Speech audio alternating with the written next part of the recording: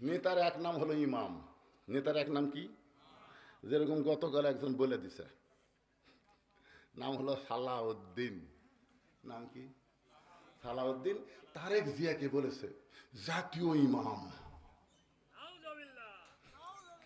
আপনারা বলেন তো, ইমামতি করবার গেলে তার একটা ঢপ নাই? এ কথা কন না কেন, ঢপ নাই?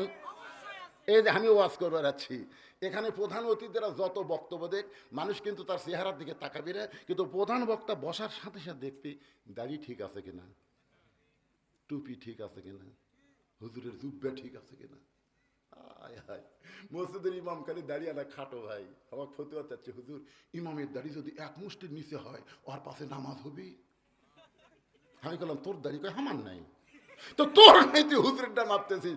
আমার নাই, তাই বলে ইমামের থাকা লাগবে না? তোমরা যাকে ইমাম বলতেছ তারেক জিয়াকে, তার দাড়ি কয় ফুট?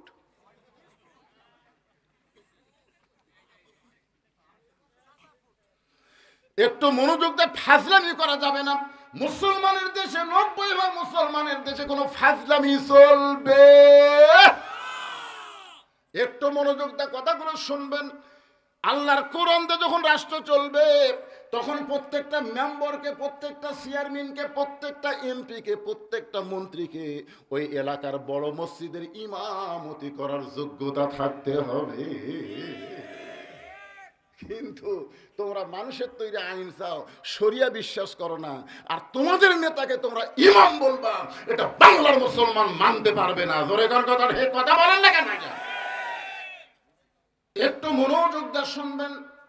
ওমর ফারুক বললেন, মা তুমি কি দুঃখে 6 দিন হলে খুঁজতেছ আমাকে, সেই দুঃখের কথা একটু বলো।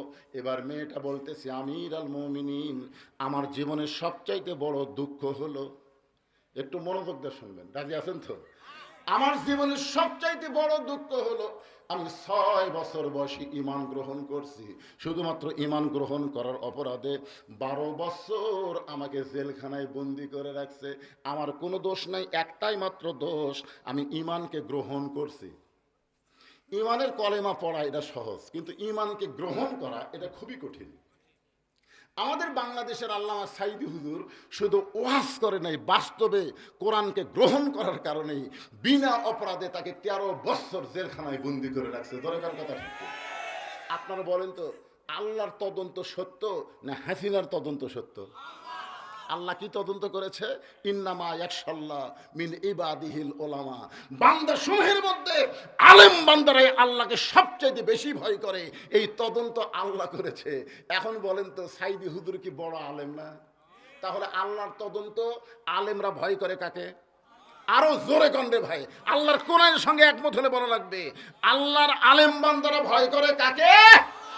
তো যারা আল্লাহকে ভয় করে তারা মানুষ খুন করতে পারে, তারা নারী নির্যাতন করতে পারে, তারা ধর্ষণ করতে পারে। তাহলে আল্লাহর ওই সাইদি হুজুরকে হাসিনা বিনা দোষে অন্যায় ভাবে 13 বছর জেলখানায় বন্দি করে রাখছে। জোরে কর কথা ঠিক কিনা?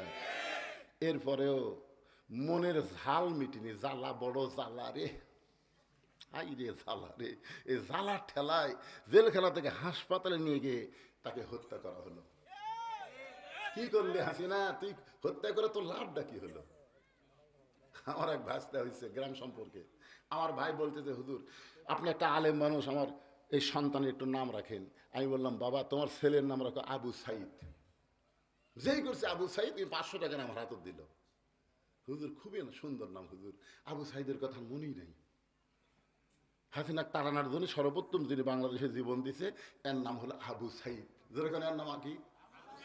আমার সম্পর্কে খালা, তার এক মেয়ে, তার আবার নাতনি হয়েছে। খালা খুবই খুশি হয়ে বলতেছে, বাবা বহু তদবির করে আমার মেয়ের একটা মেয়ে হয়েছে, তুই একটা আলেম মানুষ, একটা ভালো নাম রাখতো। আমি খালা চিন্তা ভাবনার দরকার নেই, হাসিনা থম।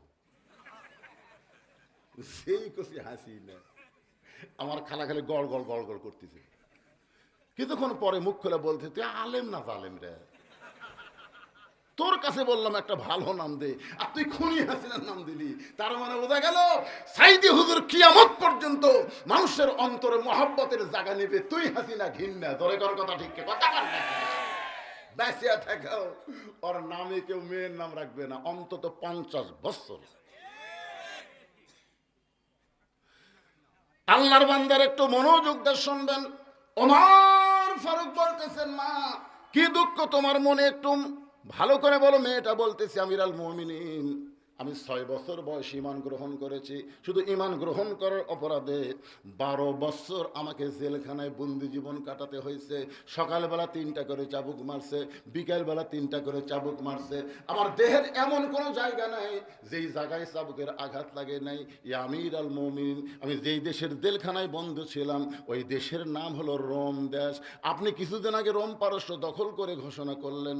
মুসলমান যখন কোন রাষ্ট্র দখল করবে ওই রাষ্ট্র তখন আল্লাহর কোরআন দিয়ে চলবে, আর আল্লাহর কোরআন দিয়ে যখন কোনো রাষ্ট্র চলবে ওই রাষ্ট্রে জেলখানার কোনো দরকার নেই। আপনি জেলখানার দরজাও মুক্ত করে দিলেন।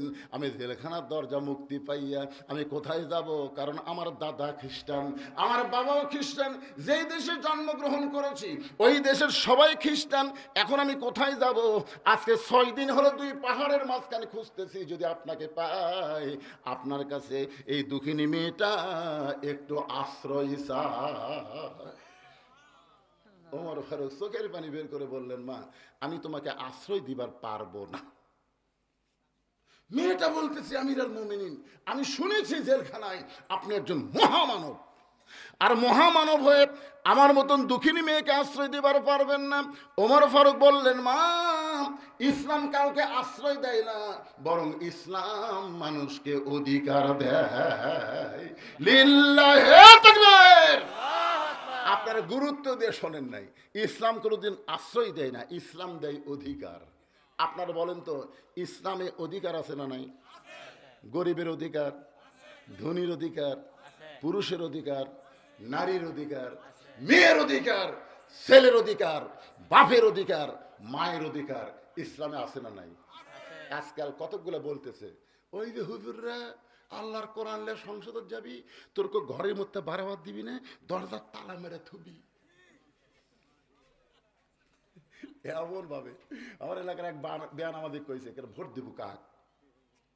তখন ইসলামী দলের কথা কছে, কয় পাছা লাল করবি রে, তুই নামাজ পড়িস, প্রত্যেক ওয়াক্ত নামাজের জন্য 10 টাকা করে বাড়ি পাবি, এখন কি করবো? তাহলে তো দেওয়া যাবি না ভাই।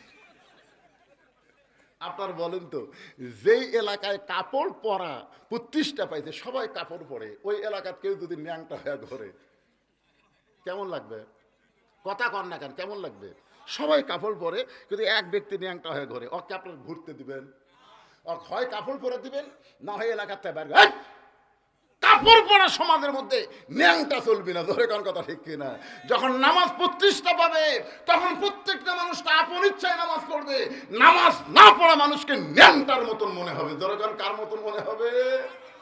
আজকে পড়তেছে না, কিন্তু একদিন ঠিকই পড়বে।